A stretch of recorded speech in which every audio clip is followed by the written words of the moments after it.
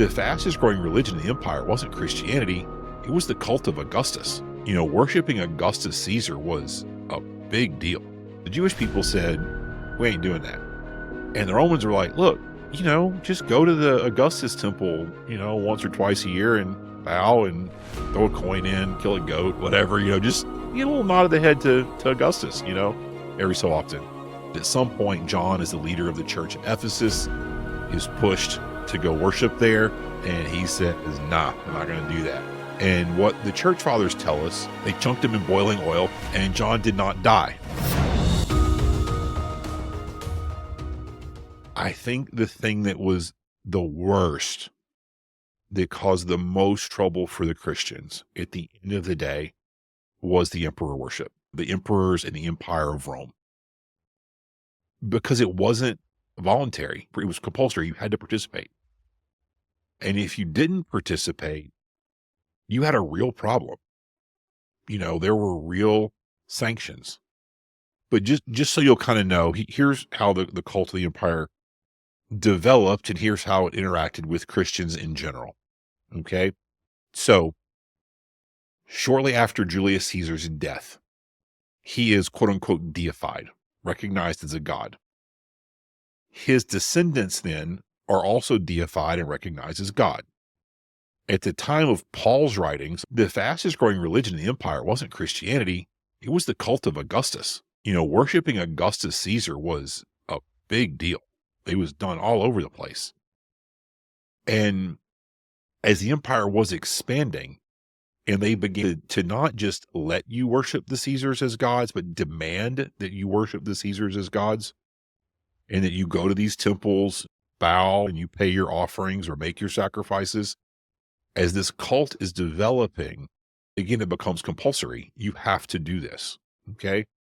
And what I would argue is that all, now we'll get a little bit weird, but all Babylons, okay? So, and I say that only because the Bible directly says it, okay? Peter in 1 Peter ends his epistle by saying, greetings from Babylon. He's in Rome, okay? Yeah. So obviously he thinks Rome is in the pattern of Babylon. So, kind of what does that mean? It's a big, global, multicultural empire, which is what Babylon was. It was a big, giant, multinational, multicultural empire that was trying to suck all the power into itself, which is what Rome did, which is what America does. Big multicultural empire that wants to continue to aggrandize itself. I think that's just simply true. And what I think those kind of cultures always do is, for the most part, you just kind of let people do their thing, because if we try to impose exactly this cultural template on everybody, it doesn't work.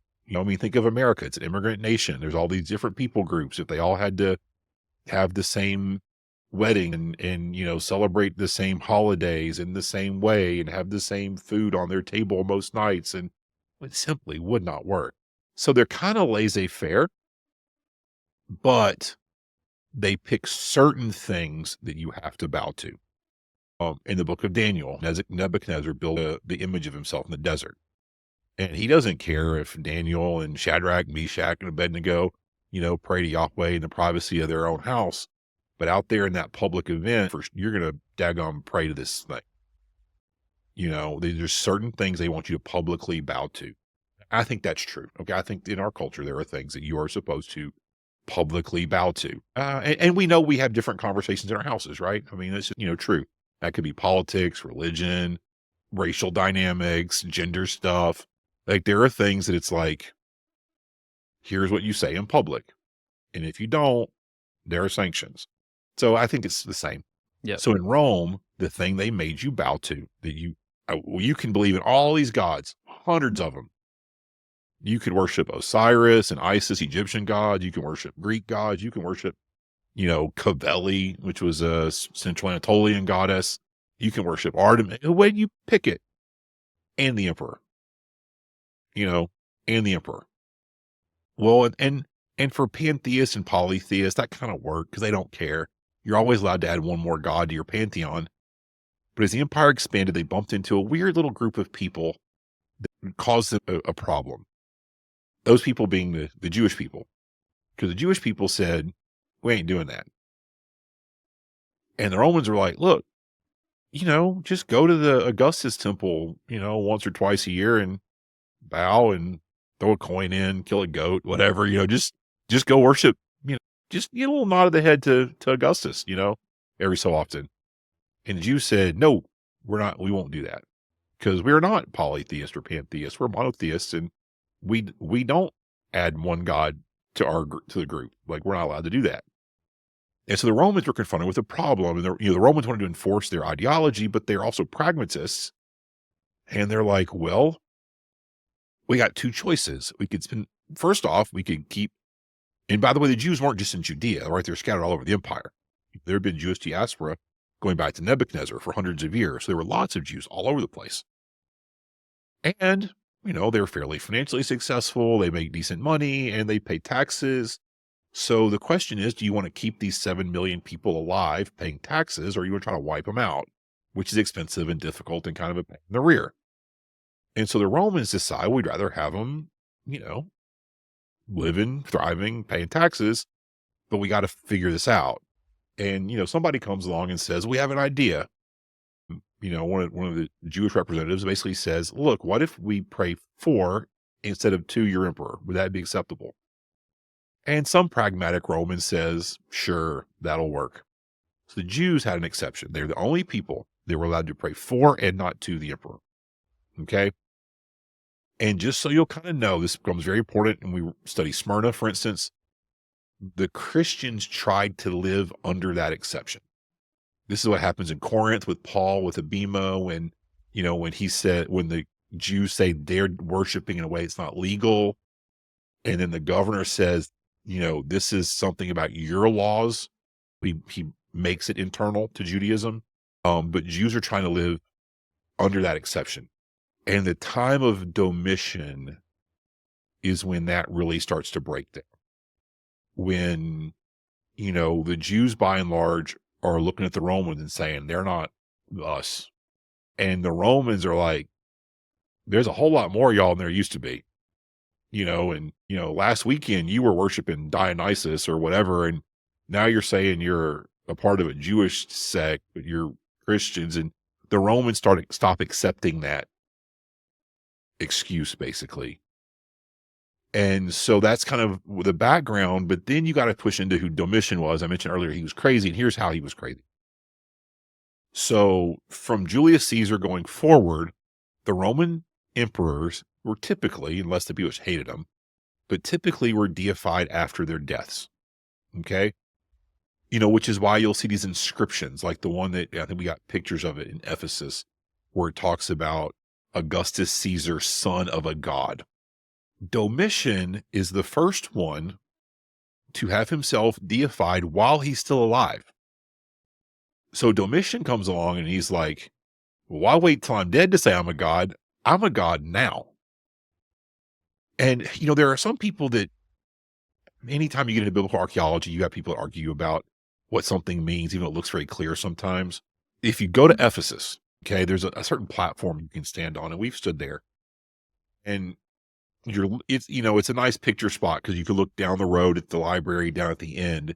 But if you pivot and look to your left, what you can see is it's sort of still buried half in the hill, but you can see there used to be this sort of like wedding cake of Roman arches. And what that was the temple of Domitian. So Domitian was so infatuated with himself that, goes to Ephesus, which is one of the 2 or 3 richest cities in the empire, huge city. And he decides he wants the biggest, tallest, most dominating thing on the skyline to be his temple and his statue. So he builds this like 3 layers of arches, just this giant platform elevated up in the air. The column supporting the 3rd layer, if I remember correctly, all the columns had carvings of Greco-Roman gods built into them. What he's saying by that is the gods support me. Zeus, Apollo, Athena, they support me and the Roman government, okay? Which is crazy. And at that temple, he had commissioned a 40-foot tall statue of himself. Okay, we know that for an absolute fact because we found the head of that statue, and the head is like 7 feet tall. You just kind of do the math. You take human ratios, like how big is a human, and you multiply it out. He was like 40 feet, something feet tall. Huge statue on the highest pedestal overlooking the city. And this is where John is pastoring. And so what you can imagine happened, and what the historians sort of back up, is that at some point, John, as the leader of the church in Ephesus, is pushed to go worship there. And he says, nah, I'm not going to do that. And he's pushed and he's pushed. And there's varying degrees of pressure that are brought to bear. Okay, one of them is you're forbidden to have any business. You can't buy, sell, slave, which is mentioned in the book of Revelations, by the way, the whole thing with the mark of the beast, you could not buy or sell or purchase. Well, whether or not that's going to happen in the future, it definitely has happened in the past. That was one of the things that was done to you. And then eventually, beating, death, like they're just increasing pressure put upon you to comply, which could eventually end with execution. And what the church fathers tell us, and if you don't believe in miracles, you're going to be like, that's stupid, but like, no problem with it. I do believe in miracles. And so what the church fathers tell us is they decided to kill John. They chunked him in boiling oil, and John did not die. That he's like in the boiling oil, still preaching. And so the Romans were freaked out. And it really does beg a question because, generally speaking, imprisonment was not a part of Roman punishment. They usually just beat or killed people. So why is John exiled? And they did exile periodically, but that was usually just reserved for like really, really high end. You're a member of the royal household and we don't want to kill a prince, but we're going to stick you on an island somewhere, to isolate you. That was not a part of normal punishment. So why is John sent to Patmos? So for me, I'm like, yeah, I have no problem with, the traditional story that he was, they tried to kill him. It didn't work. It didn't take. And so he gets, hauled off to this prison island. So he's an old man. He's on this island and reflecting back on, I'm sure, his life, his time as a young man with the Lord. And, the Bible says he's in the Spirit of the Lord's day. He's praying and the Lord shows up and he gets this revelation. I think that's the general outline, that the church is under heavy, heavy duress, like really, really heavy duress. And in that context, Jesus shows up to speak to his old friend, that was his favorite one, way back in the day, near the end of his life, to give him one last bit of encouragement to share with the churches before John passes. So I think that's the general content or the background for what's going to be said. It's the Lord speaking encouragement to churches under great duress. Thanks for watching this video. If you enjoyed it, click like and subscribe. It really helps us. If you really enjoyed it, go on over to our website, thelandofthebible.com, and become a supporter. It helps us generate more content and gives you access to our full library of video and Bible study content.